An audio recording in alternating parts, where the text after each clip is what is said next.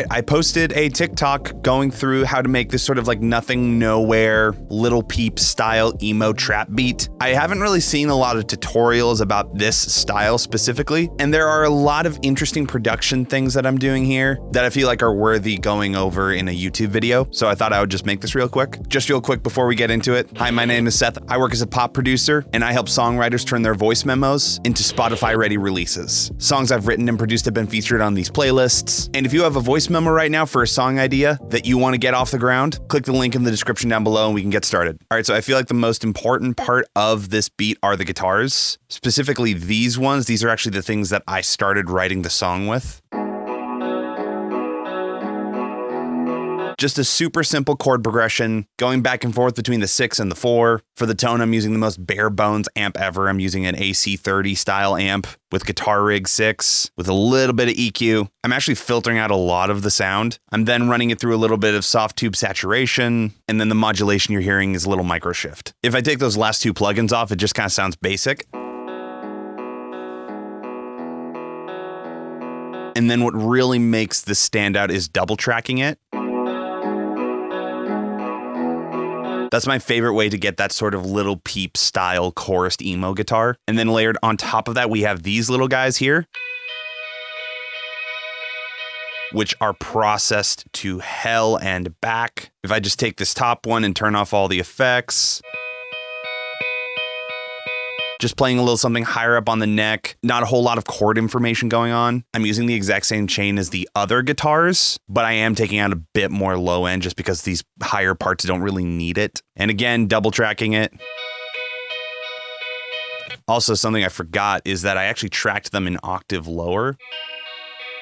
And then I just pitched them up an octave in Ableton. And then on top of that, I added some ROM reverb, a little bit of RC20 to make them really warbly, and then filtered them out with some more EQ. So when I layer those higher guitars with these lower rhythm guitars, they just sort of create this ambient bed that's perfect for a trap beat.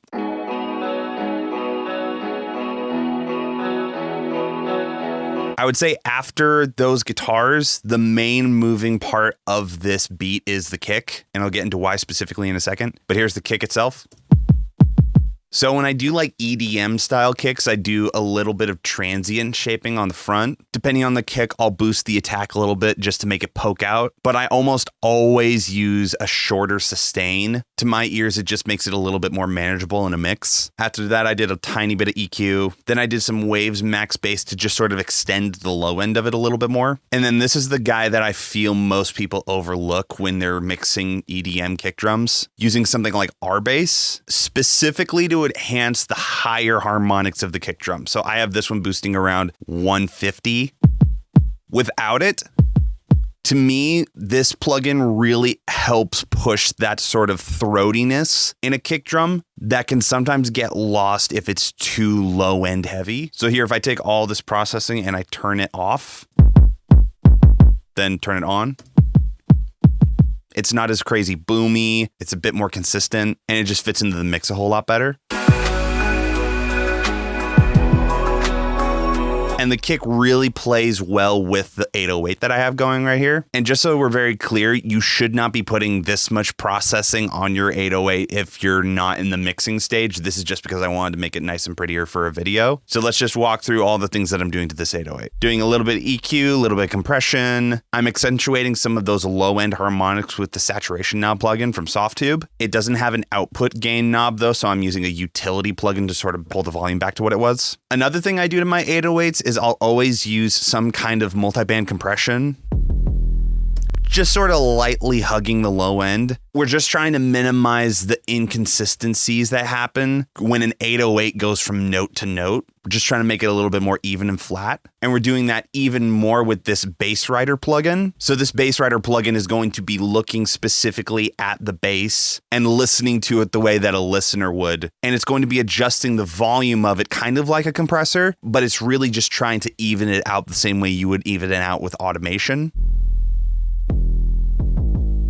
After that, we're using R bass again to sort of accentuate those upper harmonics. And then lately I've been doing this with a lot of my 808s. I'm using Soothe 2 in sidechain mode, and I've actually sidechained it to the kick up here, but I've narrowed the frequency range down to this small section here. And then I've gone kind of crazy with the depth. So let me show you what it does. It's pulling the fundamental frequency from the kick drum out of the 808 whenever the kick drum hits. It just makes the whole thing a bit more consistent. The next thing that people notice about this beat are these vocal chops.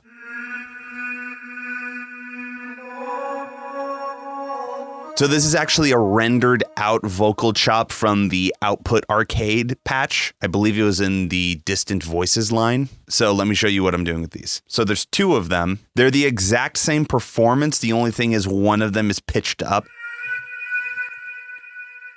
So without the processing on them, this is what they sound like. Not that nice. So what I did was I took this one, I threw some one knob pumper on it to give it some movement, filtered out some of the annoying frequencies, used some H delay on the ping pong setting just to sort of give it some width, some ROM reverb. And then because I felt like trying it, I tried putting a saturator after the reverb. And it had this cool sort of distorted reverb vibe, which I know is technically not correct, but for this song, it felt like it fit. But after I played that sound all by itself, it didn't feel like it fit in the mix that much. So what I did was I duplicated it and I pitch shifted it an octave up. And I did pretty much the exact same thing. I filtered it up a little bit higher. The only difference is I added this Tal chorus. By the way, this is like the best free chorus plugin you'll ever get. So I added that to make it a little bit wider, and then I just added all the other effects on top of it. And then I just sort of blended it underneath the other one to make it a bit fatter. And they just kind of fit in the song.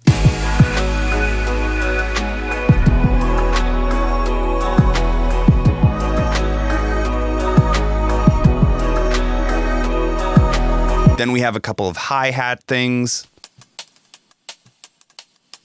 Normally what I'll do is I'll take two separate hi-hat performance loops and I'll bust them together and kind of process them as if they are one hi-hat group. So there's a little bit of RC20 and saturation on both of these guys. Sometimes I like to throw some side chaining on the hi-hats because as a creative effect, it kind of has the same vibe as a drummer sort of like digging into the hi-hat and backing off. And I think that's all for that guy. Probably the hardest part of this beat was trying to find the right snare sound, and I still feel like I'm trying to find it. So as you can see, there's a lot of snares here. And the main thought process I have behind adding all these snares is they're all doing something a little bit different to the sound. So this one is kind of like a higher sort of Primus snare. This one here is some more of a future house feel that adds a little bit of a wisp to it. This one's a bit of a rim sound that adds a little bit of a knock to it. And this one just adds like the tiniest bit of like high-end excitement. And then we have some other percussion stuff happening. For beats like these, I like going through Splice and looking for tops like this. I think it was a little bit more of a full beat, but I just cut out a section that didn't have a kick in it. And then I just sort of filtered it out a bit. And then I sort of mashed that up with this gourd sound loop. And I liked it because it goes da da da da. It just adds a little bit of rhythmic variation. And then here, finally at the end, I have all of these risers and claps and everything. This one is the sample that I use all the time. It's called Clap Impact. It's like the perfect like white noise crash. Then I have a little bit of a cymbal swell here. And then I have this sort of riser that sweeps up. And then a really quick cashmere like low end. Then I have this sort of crash out that I believe is a riser I reversed and then clipped off the front. Just to sort of like do some weird side to side stuff. And so when you layer them all together,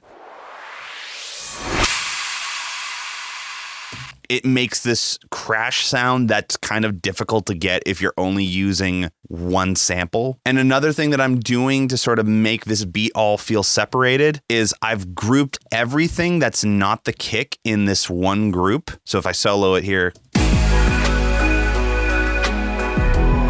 it's literally just everything minus the kick. And I'm actually side chaining this whole group to the kick just a little bit. So because I wanted the kick to be sort of like the main forefront focus element, I'm side chaining everything to the kick a little bit.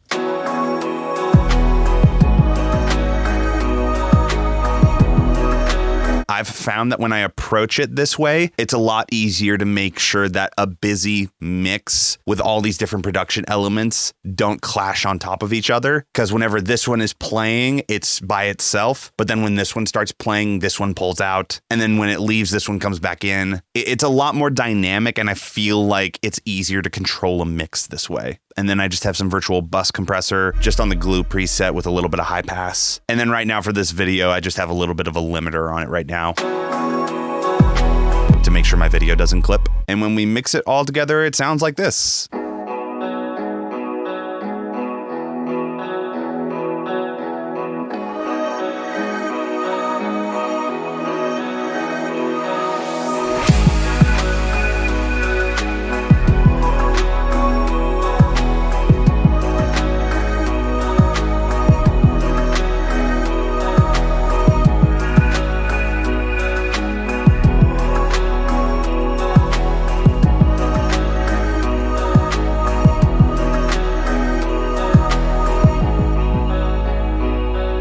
So yeah, hopefully this video was helpful for you. If you found this video helpful, please hit subscribe. And yeah, I'll see you guys next week.